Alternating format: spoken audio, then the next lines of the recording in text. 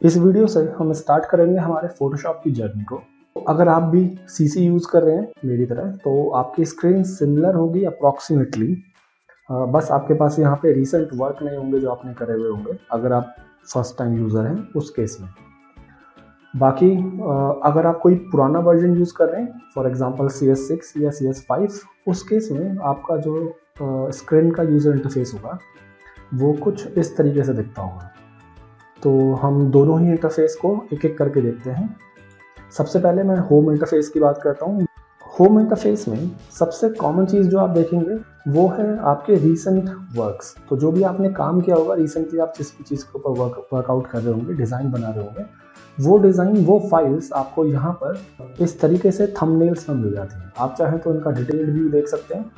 Like अगर हम यहाँ पे क्लिक करते हैं तो आप देख सकते हैं फाइल का पूरा नाम आ रहा है, रिसेंट वर्क कब हुआ था, जिसमें आप देख सकते हैं मेरा जो रिसेंट है वो अपोजिट हो रखा है।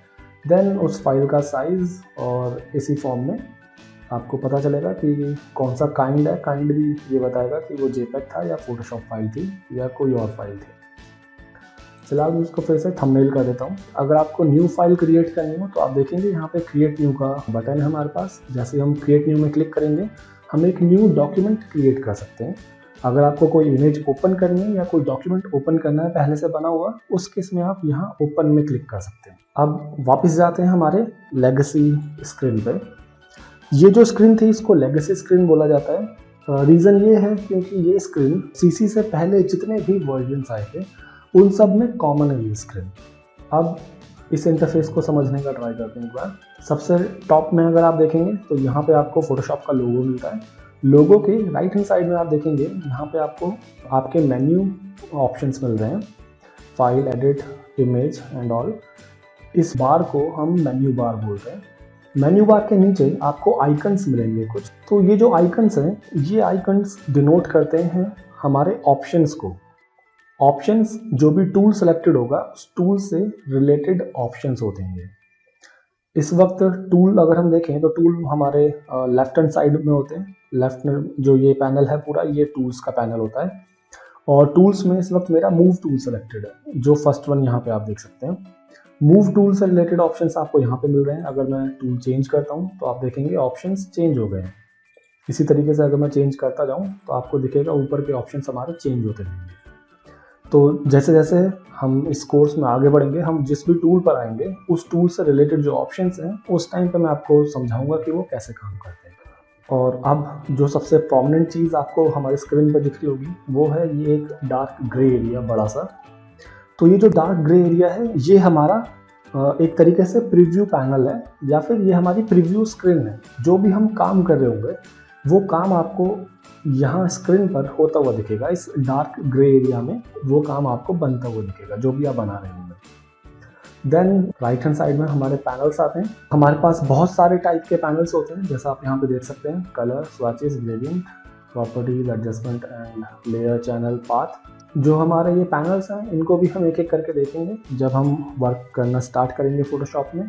हमारा ऑप्शन बार, हमारे टूल्स, हमारा प्रीव्यू स्क्रीन और हमारे पैनल्स, ये चारों चीज़ें मिलके हमारे वर्क स्पेस को बनाते हैं एडोब के किसी भी सॉफ्टवेयर में। अब जो वर्क स्पेस होता है, वर्क स्पेस का काम होता है कि आप किस तरीके से अपना अरेंजमेंट रखें अपने टूल्स का।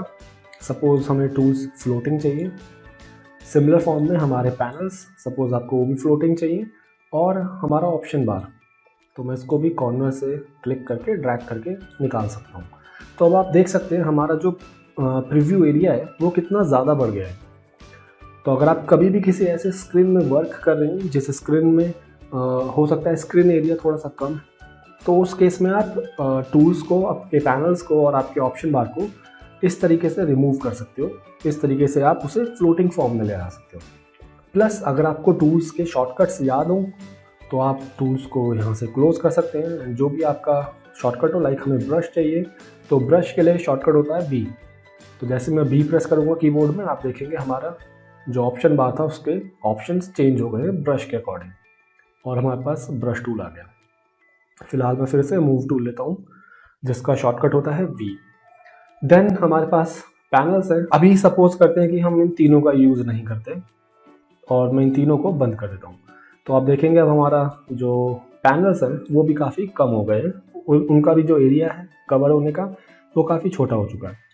सिमिलर फॉर्म में आप यहाँ देखेंगे, यहाँ डबल डैश है, अगर हम इसको क्लिक कर देते हैं तो आप देखेंगे वो भी फिर अब कंप्रेस हो गया है। और सिमिलरली जिस तरीके से टूल्स के शॉर्टकट थे उसी फॉर्म में पैनल्स के भी शॉर्टकट होते हैं। अगर आपको शॉर्टकट से याद है तो आप पैनल्स को भी क्लोज कर सकते हैं। और अब आपके पास पूरा इतना एरिया है जिसमें आप वर्क कर सकते हैं अपना, और आपका प्रीव्यू इतनी बड़ी स्क्रीन पे आपको शो हो रहा होगा। तो ये तो हुआ कि अगर आप अपना वर्क स्पेस इस फॉर्म में अरेंज कर रहे हैं। लेकिन बाय चांस अगर कभी आपसे गलती से ऐसा हो गया या आपको कोई इस तरीके से फोटोशॉप मिला जहाँ पे ऑलरेडी पैनल्स और टूल्स आपके क्लोज हो गए, तो उस केस में आपको क्या करना चाहिए? सबसे पहली चीज़, कोई भी ऑप्शन या कोई भी पैनल अगर आपका ओपन था एंड वो क्लोज हुआ है तो उसका ऑप्शन हमेशा आपको विंडोज़ के अंदर मिलेगा। जो यहाँ ऊपर मेन्यू बार में विंडोज़ है इसमें हमेशा वो होते हैं। फॉर एग्जांपल आप देख सकते हैं नीचे टूल्स है, ऊपर ऑप्शंस है। अगर मैं ऑप्शंस को ऑफ कर देता हूँ तो हमारा ऑप्शन बार भी चला गया। सिमिलरली ऑप्शंस वापस लाते हैं एंड टूल्स को वापस लाते हैं, बट इनमें से कुछ पैनल्स थे जो उस वक्त ओपन थे, जैसे लेयर्स। अब इसमें से मैं कोई भी एक लाऊंगा क्योंकि मैंने इन सबको एक साथ बंद किया था, इसलिए ये सारे एक साथ ही आएंगे। तो फिलहाल इसको मैं फिर से बंद करता हूँ। अब इस केस में आप समझ सकते हैं कि हमें एक एक करके सारे पैनल्स लाने पड़ेंगे और अरेंज करना होगा। तो उससे बेटर ऑप्शन ये है, अगर आपको ये डिफ़ॉल्ट फॉर्म में लेके जाना है तो आप यहाँ जो एक शॉर्ट एरो बना हुआ है इसमें क्लिक करिए और आप देखेंगे एसेंशियल्स टिक होगा। अगर नहीं हो तो एसेंशियल्स में टिक कर दीजिएगा।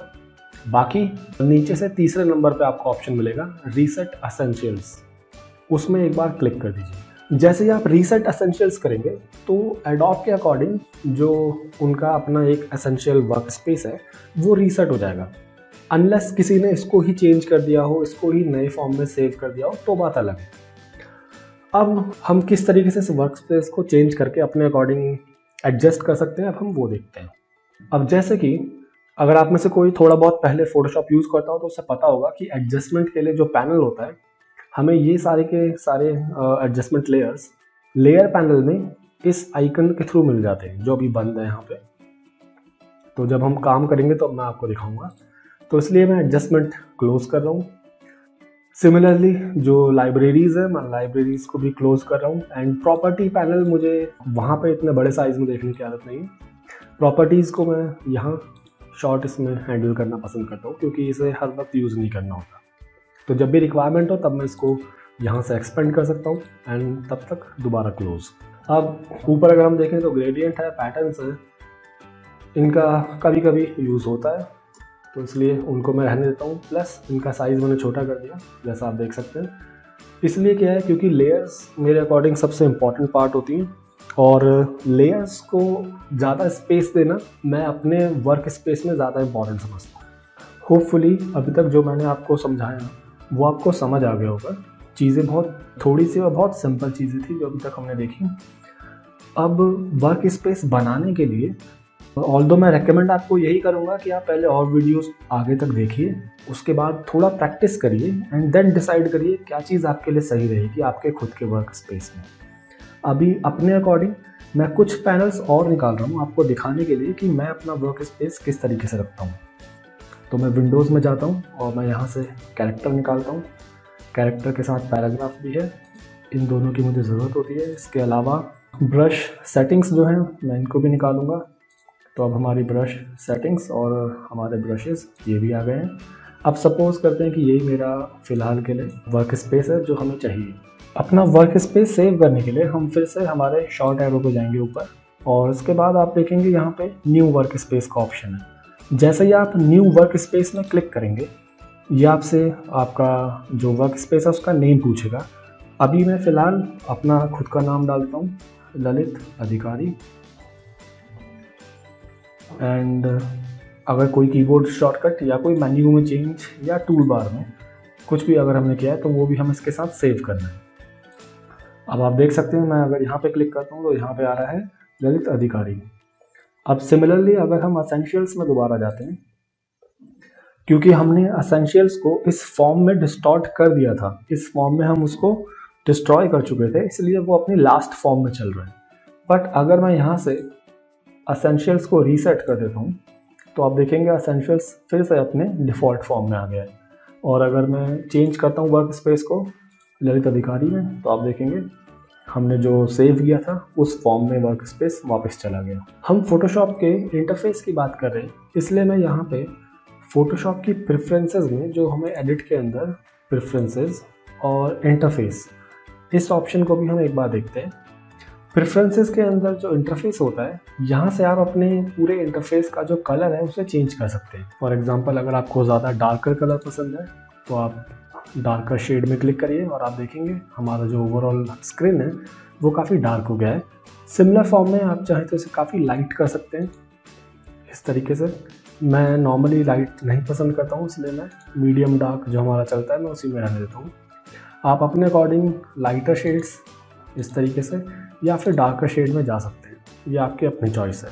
बस आपको यहाँ से क्लिक करना है और फिर ओके कर देना है। इसमें एक और बहुत इंटरेस्टिंग सी चीज़ है, अगर आप अपने कीबोर्ड में control alt and shift press करके, आप इन तीनों बटन्स को प्रेस करके रखिएगा, कंट्रोल ऑल्ट एंड शिफ्ट, उसके बाद अगर आप इनमें से किसी भी कलर में क्लिक करते हैं तो आप नोटिस करेंगे इनके जो आइकन्स हैं वो चेंज हो जाते हैं कॉफ़ी कप में।